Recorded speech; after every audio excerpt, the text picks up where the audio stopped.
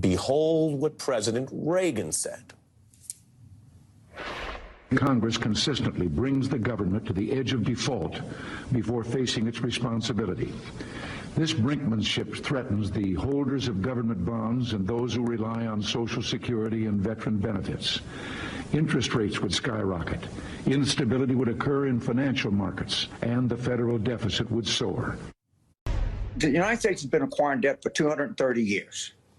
In the 4 years that Trump was president, 25% of that debt was accumulated. 1/4 of the debt of the United States, 230 years, was accumulated in the 4 years that Trump was in power. James Carville laying it out. Fact check, true. In those 4 years that Trump was in office, the nation's debt rose by far over $7 trillion.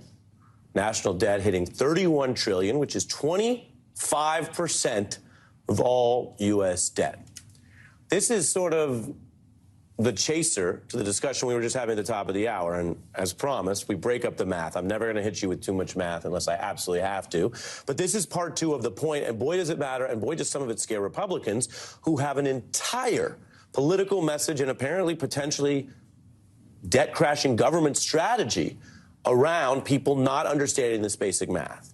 And again, I'll go out of my way to say, you can have an honest debate about whether to raise taxes or lower federal spending in certain ways that are workable. But you cannot claim that this is somehow Biden's debt or Democratic debt. And I say that just as the person giving you the news. So take a look at this. Donald Trump added more to the national debt than Obama and Bush.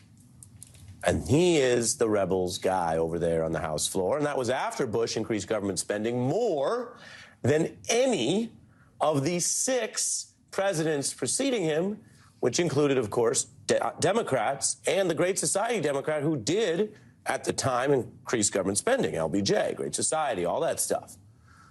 What's different now is political.